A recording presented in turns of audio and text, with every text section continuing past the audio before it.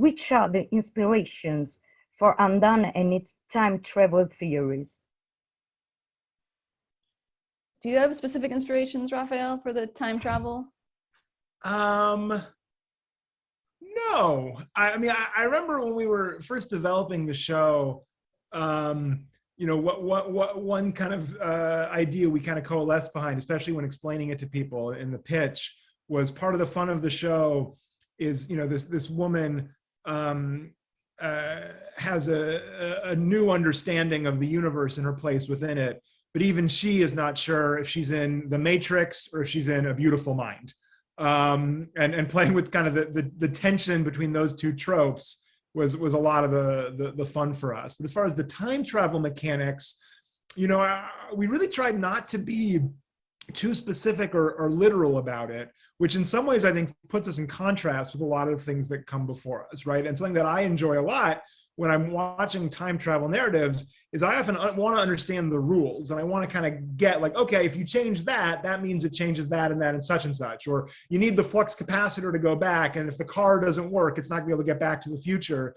And one thing early on in the development, we tried to free ourselves from that and think about what would a science fiction story look like if it was adhered more to emotional logic than science fiction logic, and if we didn't necessarily set those rules or explain these powers, but kind of, you know, made it feel almost like you're traveling through your memories or flipping through an old scrapbook and letting one thing kind of bounce off and lead to another. Even the mechanism for, as we, you know, jump from timeline to timeline, we didn't want to always look the same. We wanted to find different ways of kind of transitioning from one timeline to another.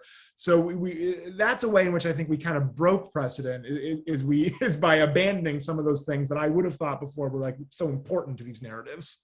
Right. We've always talked about it needing to feel emotionally true. So even if it feels like dreamy and it's dream logic, it has to feel true to that dream logic experience. But I will tell you that recently I picked up A Wrinkle in Time, and I was like, oh, a dad who's a professor and a scientist and time travel. I was like, oh, maybe this has influenced me in a way I didn't realize. And I would say also Slaughterhouse-Five is something that maybe has influenced me, and I wasn't even aware that it influenced me. But those are both books I love and have always loved. I also very recently got into the Japanese animator Satoshi Kon, which if I didn't know any better, I would say, oh, I was very influenced by his work, even though I only saw it now. But time works in strange ways. So it's possible that I saw it now and it reverberated backwards and I was influenced in the past. Buongiorno again. Buongiorno again. So that's all I know. I know one bad sentence, but I can't say it. We're not going to say it. Okay.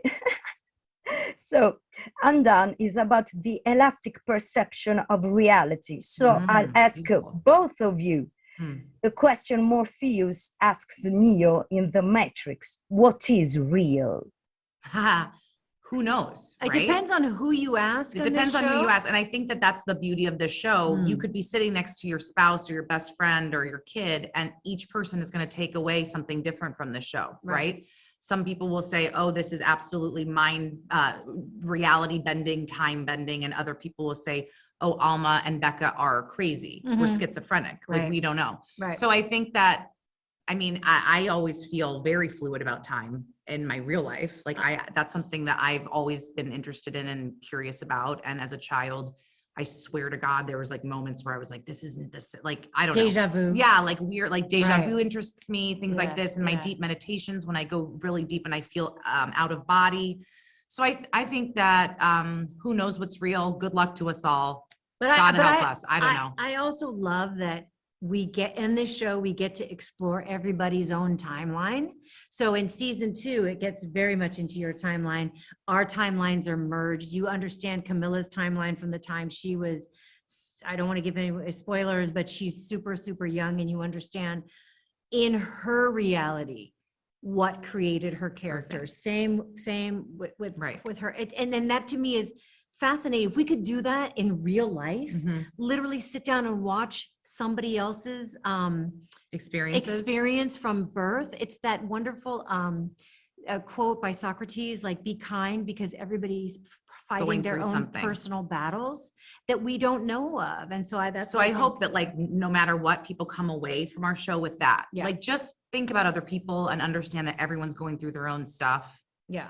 And I think that literally if we could all be like that in real life, just understanding that everyone's got their own history that you don't know anything about that's going on up here and also in past lives and everything, I think everyone would be nicer maybe and kinder. So hopefully Right. that's what they take away from the show. Or just more understanding. Yeah. Yeah. You know, even if we don't like everybody, be like, okay, they're on their path. Yeah. Let them, You. you do you, boo.